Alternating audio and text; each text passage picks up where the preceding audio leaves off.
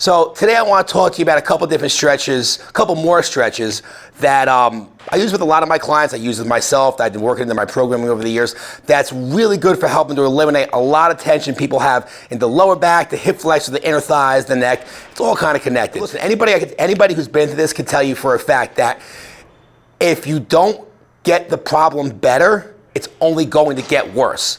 Because if your body's out of whack and out of alignment, right, and you're creating tension and you're experiencing pain, it's not just gonna go away. You need to figure out how to relieve that tension and move your body back into better alignment. Because if you keep performing, whether it's training, your day-to-day activities, whatever you're doing, if you keep operating in a compensated state, the pain's gonna get worse, the tension's gonna get worse, it's gonna get more intense, and one or two things are gonna happen. You're either gonna suffer an injury in that spot, or you're gonna compensate somewhere else, and you're gonna suffer an injury from there. So the sooner you can get this under control, the better. And here's the worst part about the whole thing. If you don't focus on it, because I'll tell you my example, when I first started out, here's my thought process. Listen, bud, I'm too busy right now. I don't have time for that stretching bullshit.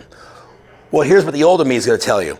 You're gonna make the time for stretching. It's either gonna be now, 5 to 10 minutes at a time, when you're younger and you can still move and before it becomes an issue, or later on in your 30s, early 40s, don't remind me, where you go to do an exercise, you pull your back, you pull your knee, your hip flexors engaged, and now you're out for 2 or 3 months because you physically can't work out because your back is under so much pain because there's so much inflammation and scar tissue there because you never took the time to counteract all the stuff you were doing to your body to keep it healthy. So you're gonna end up stretching at some point, now or later on. It's a question of how much downtime you're gonna have and how long it's gonna put you out for, all right?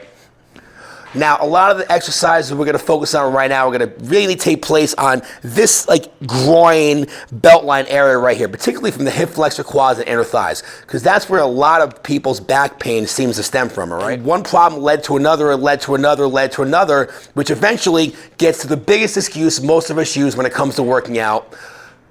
Mrs. Jones, why don't you wanna do this exercise? I don't wanna do this exercise, I don't wanna get hurt. Well, how do you keep getting hurt, Mrs. Jones? Well, every time I do some kind of leg exercise or squat exercise, I keep pulling my back. Why do you think you keep pulling your back, Mrs. Jones? Oh, because deadlifts are dangerous. No, Mrs. Jones, it's because you don't stretch. If we just stretched more, we worked on our mobility, and we made sure that the things we were doing to tighten up the muscles, if we put as much effort into loosening the muscles, we'd never get there in the first place. So to help keep you guys in the game, keep you healthy, and keep you from falling into the pattern of people who use, I don't want to get hurt doing an exercise as your excuse to working out, we're going to go over a couple of the top exercises I put into all my programming for our clients. And if you guys have already downloaded the Ignite 1.0 program or downloaded your free copy of the Kettlebell Notebook, both of those are 2 programs we put out there. They're free. I used to charge a couple $100 for them. We just give them out to people now because it's a great tool to get you going. If you downloaded either of those 2 tools, you're gonna see some of those stretches, if not all of them, in there at some point, shape, or form. So let's go over some of the stretches. Easiest way to do the standing quad stretch, if your balance is off, even if your balance isn't off, I like using a pull. Same side arm, same side leg, you kick the leg up, and you hold it there for time. Now, here's the biggest thing. Look at my hip, right? You gotta stretch 2 places out, the knee and the hip. Most people do this.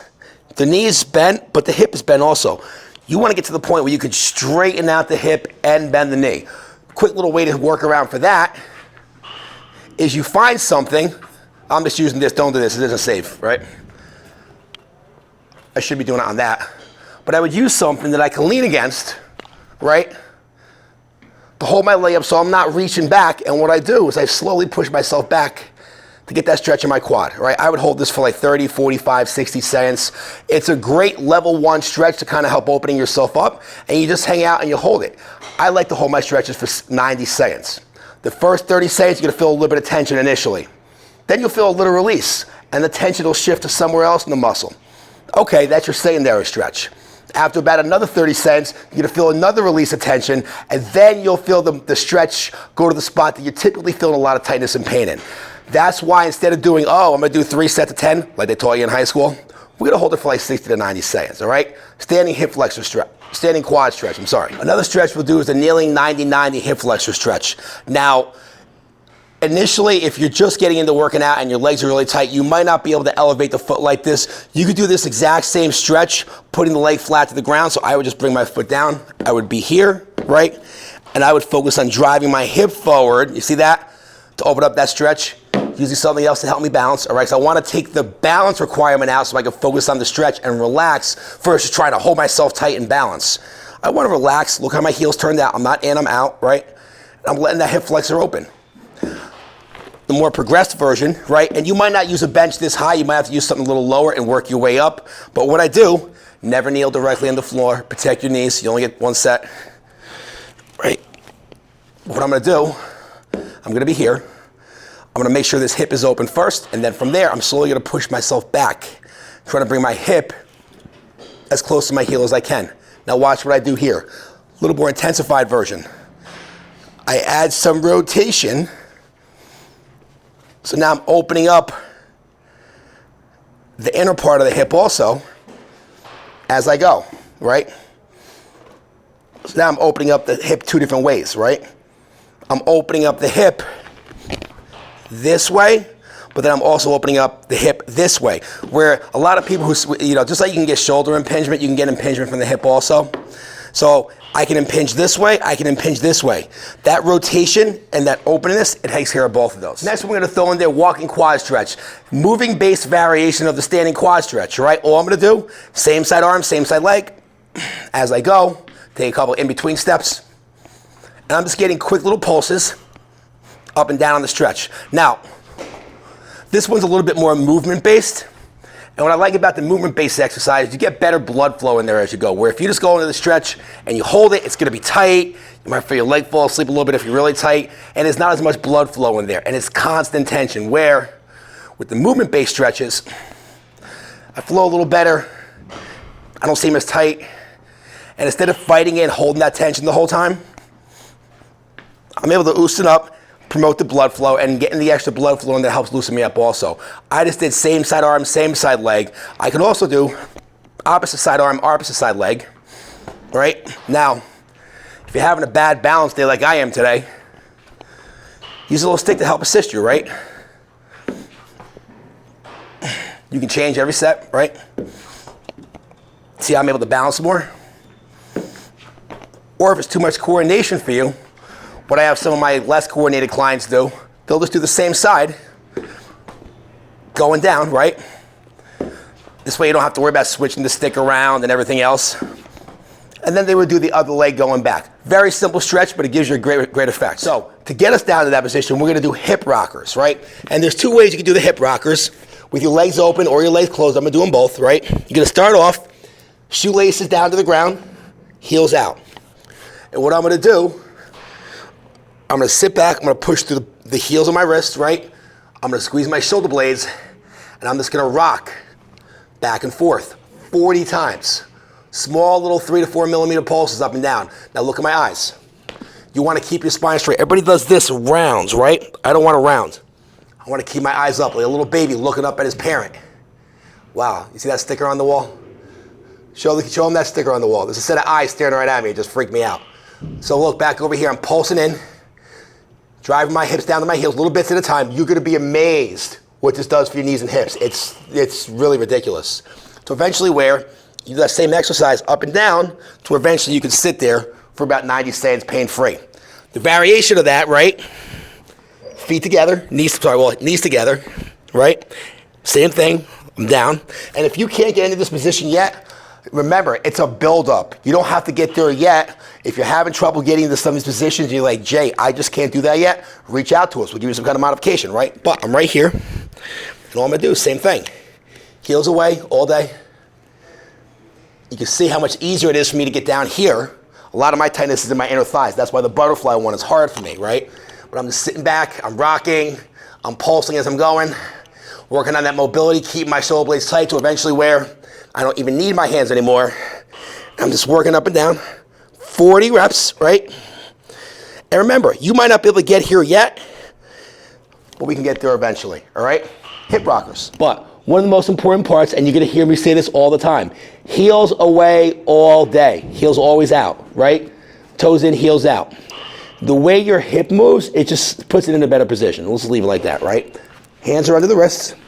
I'm trying to keep the belt line and the top of the thighs down while I lift up and peel my upper body from the ground. Heels away, let you squeeze the glutes.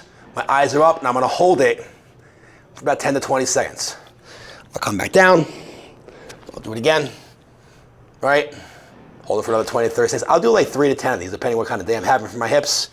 If I need to, I can modify, right? Some of you guys, just coming right here in the beginning is gonna be tough. A lot of times, the lower abs, the abdominal muscles, the hip flexor, the chest, they're all tight. So just being able to open up your spine like this is pretty challenging for a lot of people in the beginning. That's why we round forward. So if you're having trouble and you gotta do that modified forearm method, don't be ashamed. Everybody starts in the same spot, right? But you can see what you wanna work up to this right here.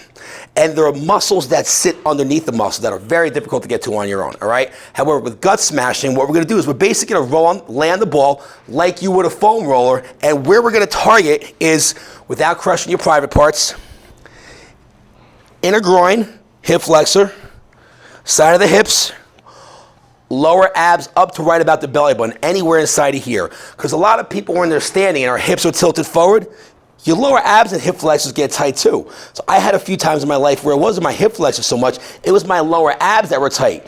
And if you guys out in TV land that are like, I do 300 crunches a day, you might have tight lower abs. It might not be your hip flexor because you're just doing so many ab exercises, and if you're never stretching them out, it might be tightness in the lower ab. This is gonna hit all that, all right? Now, what I'm gonna do, I'm gonna lay on the ground, right? I'm gonna take it, once again, you wanna be very careful with this one. Ladies, you wanna make sure you don't crush your ovaries. Guys, you wanna make sure you don't crush something else. But what we're gonna do, we're gonna lay inside the ball, right? And you're gonna find your tender spot. I like going right in my hip flexor. And what I'm gonna do, I'm just gonna lay there. Deep breaths in, deep breaths out.